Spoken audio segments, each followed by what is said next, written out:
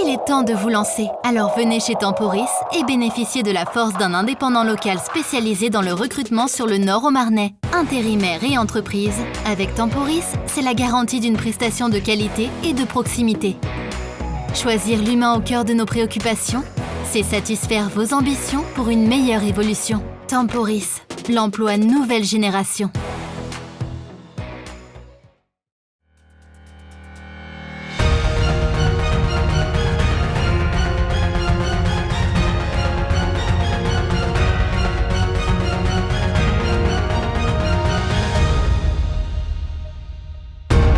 Bonsoir à tous, mercredi 2 décembre, je suis ravie de vous retrouver pour une nouvelle édition de votre journal. Tout de suite, les titres. Le préfet de la Haute-Marne était en visite ce matin à Ceffonds pour évoquer le thème de la ruralité. Nous y reviendrons dans un instant. Et puis nous verrons une belle preuve de solidarité menée par le club Saint-Dizier Boxe 52 qui ne ménage pas ses efforts pendant ce confinement. Enfin, nous terminerons cette édition sur une touche fleurie avec une preuve de l'adaptation de nos commerçants de ce contexte de crise sanitaire.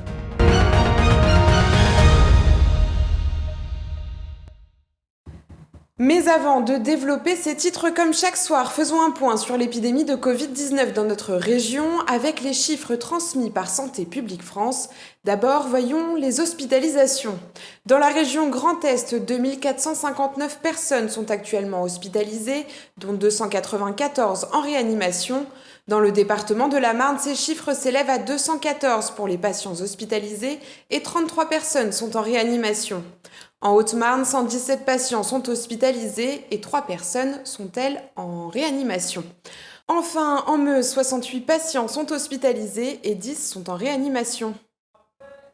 Concernant les retours à domicile, 156 personnes ont pu rentrer chez elles, leur état de santé s'étant amélioré dans les dernières 24 heures. Et malheureusement, 31 personnes sont décédées des suites de la Covid-19 hier. Autre chose à présent, avec la visite du préfet de la Haute-Marne, Joseph Zimet, ce matin à Ceffonds, le maire Éric Ressel l'a en effet invité pour 2 raisons. D'abord pour défendre le thème de la ruralité, mais aussi pour mettre en avant le riche patrimoine de la commune et plus généralement des alentours du lac du Der. Une manière donc de défendre le territoire et de promouvoir le département. Écoutez. Si on ne vient pas découvrir les communes rurales, on ne peut pas comprendre ce département. La Haute-Marne, c'est un archipel de villages. Si on reste en ville, on passe à côté, je pense, de pas mal de choses. Et en dehors de la période dite des 30 glorieuses, la Haute-Marne n'a cessé de perdre de la population. Donc c'est peut-être un moment, un tournant historique peut-être pour cette région Grand Est, pour ce département, d'essayer de reconquérir justement des habitants à la faveur d'une attractivité retrouvée qui va passer par plusieurs choses, dont la ruralité, dont dans notre département, vous le savez, ce grand projet au sud, le parc national, et montrer que la ruralité, elle est pleine de trésors, elle recèle du patrimoine, du bien vivre, du mieux vivre, et c'est tout le travail minutieux, c'est une horlogerie très fine qu'il faut faire avec les maires. J'aime bien dire avec humour que je souhaite que le patrimoine soit préservé pour remplir tous les restaurants et tous les hôtels de Ceffonds, vu qu'il n'y en a aucun. La question, c'est plus généralement la question de développement local, c'est-à-dire que c'est pour tout le monde. Et je pense que c'est autant l'habitant de Ceffonds, il doit être valorisé à travers le beau patrimoine ce qui est le cas à la fois dans les ruelles, les maisons en pans de bois, et même le parc du Pré aux Jouets et évidemment l'église classée.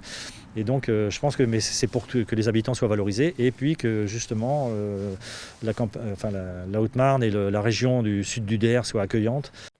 Une fois n'est pas coutume, la Covid-19 permet aussi de mettre en avant des reportages qui donnent le sourire. Hassen et Christy, qui portent les couleurs du club de boxe Saint-Dizier 52, viennent en aide chaque semaine aux personnes isolées en leur rendant service. Un reportage très touchant signé Nargis Boussaïd. En cette période de reconfinement, les membres du Saint-Dizier Boxe 52 continuent leur rituel déjà adopté lors du premier confinement, venir en aide aux personnes âgées. Une fois par semaine, les bénévoles se rapprochent des personnes les plus démunies pour les aider dans diverses tâches. J'ai l'habitude de faire les courses pour ma maman, qui est une personne âgée, et donc je me suis posé la question comment ils vont faire les autres. Donc l'idée m'est venue de mettre en place des bénévoles pour aller faire les courses aux personnes âgées et isolées. On était 3, 4, 5, 6 et ça a fait vite boule de neige. On s'est retrouvés à 50 bénévoles. Ce Ce samedi, Hassen Sieb et son équipe ont troqué leur traditionnelle tenue de boxeur pour rendre service à Joël. Première étape, récupérer sa liste de courses. Un peu plus tard dans l'après-midi, les bénévoles rendent visite cette fois à Evelyne. L'objectif, l'initier au numérique pour lui permettre de faire ses courses directement en ligne.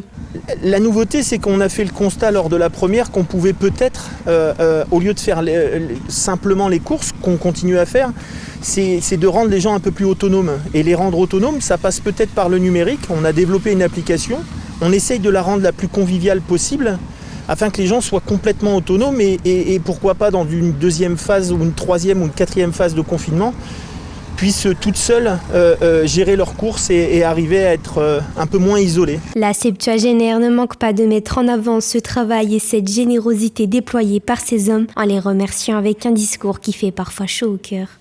Ce que vous faites, c'est magnifique. C'est magnifique. Merci. Non, mais c'est la vérité. C'est la vérité. Si personne ne vous le dit, moi je le dis. Parce que les gens savent critiquer, mais ils ne savent pas dire quand il y a quelque chose de bien. Merci beaucoup. De toute façon, toutes les personnes qui s'occupent d'autres personnes qui ont des besoins, on ne peut que dire merci, bravo, et qu'est-ce que vous voulez qu'on dise d'autre ? En attendant que la Bragarde se familiarise avec le click and collect, les membres du club se sont rendus directement à l'hypermarché Leclerc afin d'effectuer les achats dont elles nécessitent. Il est donc maintenant temps pour eux de déposer chaque produit au domicile de ces retraités. Par cette solidarité, le club dépasse les valeurs sportives et offre une belle leçon de vie à tous, de quoi nous mettre un KO direct. Les commerçants ont évidemment été touchés de plein fouet par le confinement, pourtant cette période a été l'occasion de prouver leur ingéniosité et leur capacité d'adaptation. À Bar-le-Duc, par exemple, dans la Meuse, une fleuriste a décidé de remplacer ses ateliers floraux en kit à réaliser soi-même à la maison. Théo Raguin. Depuis une quinzaine d'années déjà, Valérie Touvenin, gérante de la boutique au fil des saisons à Bar-le-Duc, propose des ateliers de création florale. Cependant, à cause du confinement, ces ateliers ne peuvent plus avoir lieu, elle a dû trouver une alternative. Donc après le déconfinement, j'avais pu faire celui du mois d'octobre, qui était un cœur rouillé, dont tout le monde s'était inscrit, mes habitués. Et là, on a été reconfinés et j'avais toutes ces inscriptions déjà pour le calendrier de l'Avent, qui était déjà projeté. Donc confinée, je me suis dit, mais qu'est-ce que je fais ? J'ai vu 2-3 clientes, ils m'ont dit, mais alors, tes ateliers, qu'est-ce qu'on fait ?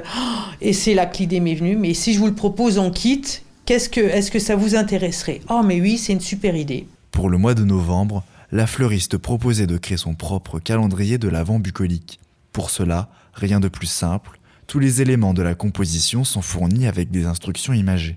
Il y a tout ce qui est feuillage, l'eucalyptus, le sapin. À l'intérieur, il y a les petites bûchettes de bois qui ont été préalablement trouées. Ensuite, il y a une tige de fil de fer, la petite corde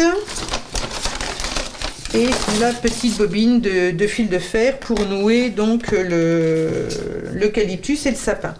Toutes ces petites explications qui correspondent aux explications par photo, qui correspondent aux étapes écrites. Et en plus de ça, il y a une petite vidéo. Fort de cette première expérience, la fleuriste compte bien continuer à proposer des kits à monter seule à la maison.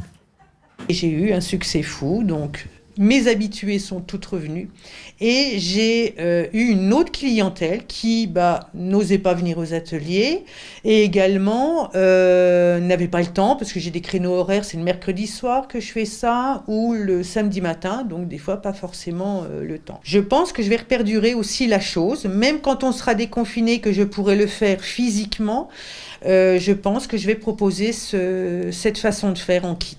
Le thème du kit du mois de décembre est déjà tout trouvé, ça sera le sapin de Noël. Mais ici, pas question d'épineux, c'est sur un arbre en osier que l'étoile va se dresser. Voilà, c'est la fin de cette édition. Merci à tous de l'avoir suivi. Tout de suite, les prévisions météo de demain. Belle soirée à tous. Toute l'actualité qui vous concerne, à voir ou à revoir, dès maintenant sur puissancetélévision.fr et sur notre application mobile.